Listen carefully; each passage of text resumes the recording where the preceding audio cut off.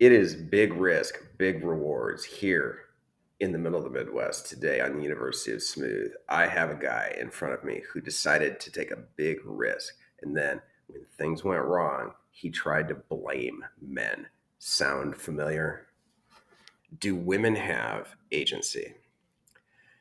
If you're listening to this in the car, at the gym, I'm going to sort of filibuster here for a few seconds so that you can finish your set because what I'm about to say is kind of shocking. If you need to pull over to the side of the road, I understand. So I'm kind of filibustering here, but okay, here it goes. Women, just like men, are adult human beings. I know. It's shocking to find this out. Women behave with 100% control, agency, and free will to direct their own lives according to their own priorities. There's some sort of myth that's going on in our society that tends to view women as these helpless creatures who have no control over what they're doing. That's definitely in the air, and that's why we're talking about it today. The reason it looks that way from time to time, this difference between what control men have and women have, is because of how men and women exercise their agency. Male agency is creative, it's violent, it is for the world, it's the ability to control and conquer the world around them. As we said in our segment on agency, women can try to conquer the world too, using these same methods and skills and creative intelligence. And I'm going to go out there and take on everything. The only difference is because that's a male domain, women are not attractive when they do it. Female agency is sexuality.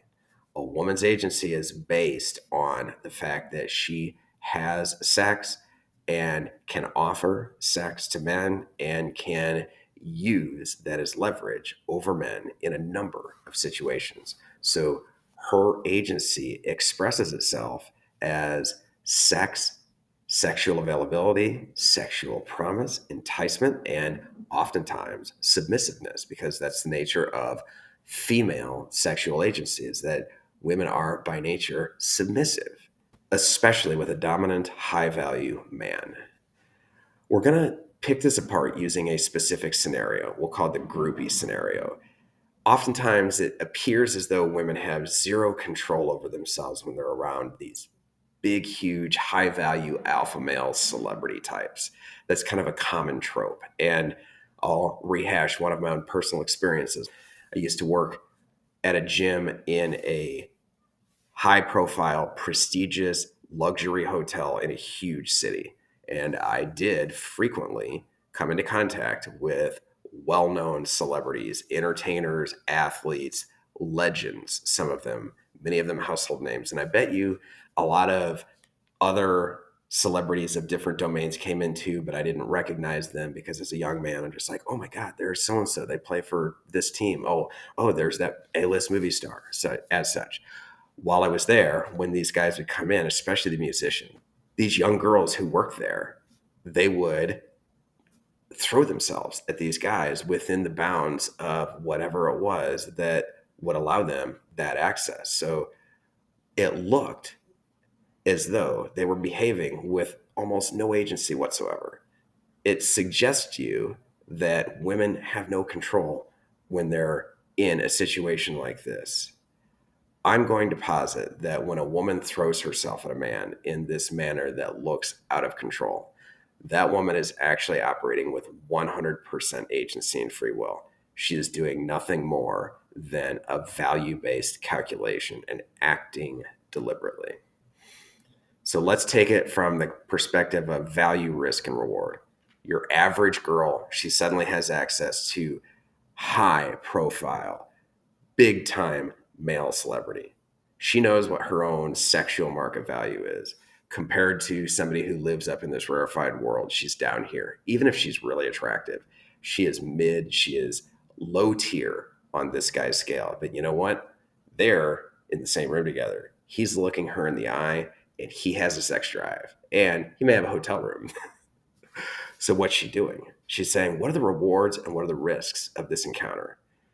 The reward, this is another controversial statement I'm about to make, but it's one that you may need to think about it to understand how true it is. when a man has extremely high status, high level looks, game, status, stratospheric name recognition, household name, when you're that level of celebrity, pregnancy is a reward. It's not a risk. See, we have this notion in our society that pregnancy is a risk. There is a biological risk of carrying a child through to term, but when a woman has access to a high value man, pregnancy is a reward. We think of it as a risk because if a man doesn't have value and it's somebody that she randomly hooked up with because she was drunk at some point or she got duped by that pickup artist, all of a sudden pregnancy is a risk if the man doesn't have value. But in this situation that we've concocted here, that's the reward. Anybody who's followed sports, you can probably find them online if you look hard enough. Stories about incoming professional athletes who finally get drafted into pro football, baseball, basketball. Those guys are warned about the kind of tricks that women will use to get access to their genetic material because the goal is a child. So pregnancy is suddenly a reward, whereas in a lot of other instances, it's a risk. So that one's off the table. Other reward, seemingly, is the potential for a relationship with somebody who's way up here. If she's down here, even if she's young and foolish, she probably has a good sense that this is off the table. But if she has one surefire way of creating a relationship with a man up here, it's through that pregnancy. So that's the reward incentive structure. The risks are minimal, they're minuscule compared to this level of reward. You could say that she could lose a relationship with a low value or just an average dude, her average boyfriend. She does theoretically risk losing that relationship by getting involved with this high value man. That doesn't seem like it really computes. 5 minutes with Mr. Big Time Alpha Male here, that is worth 5 years with your average dude. And this guy down here, she's looking at him. He may not even leave her, unfortunately. But even if he does, he is replaceable. This dude up here, he may only come around every so often. If in the context of this job I used to have, the greatest risk that these young women ever had when it came to how they positioned themselves to try and get access to these guys, their only risk was really getting fired and no longer having access to these guys. But for the average woman who's in this encounter, maybe she lives in a big city and she's really, really attractive. She's going to get a lot of access to men up here. But on the whole, when a guy has this much value, he's much harder to replace than average guy boyfriend down here. And he may put up with this behavior. Next risk, perhaps physical harm.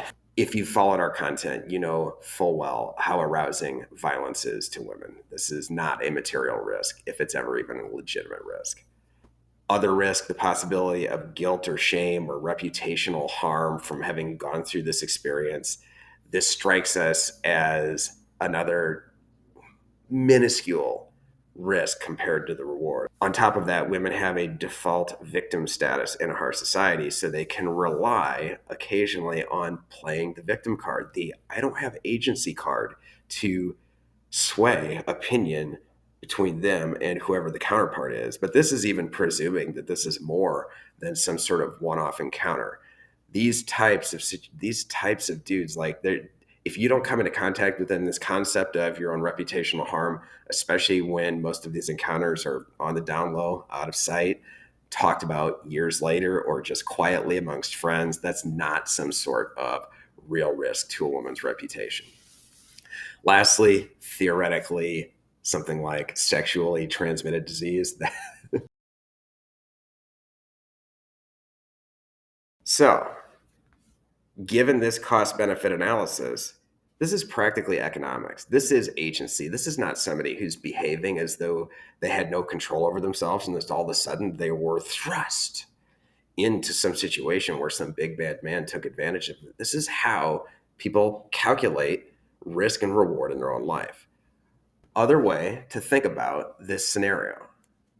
Suppose for you, all you had to do to get access to a really, really, really hot woman was to throw yourself at her, and that would almost guarantee you at least momentary sexual access. You would behave the exact same way. Thanks for listening. Like, subscribe, and final instruction. Do not infantilize women by assuming that they have zero control over their decisions and their actions in life. If you do that, that is a form of unattractive behavior, because attractive men hold human beings, especially women in their lives, to standards. We suggest you do likewise. Take care.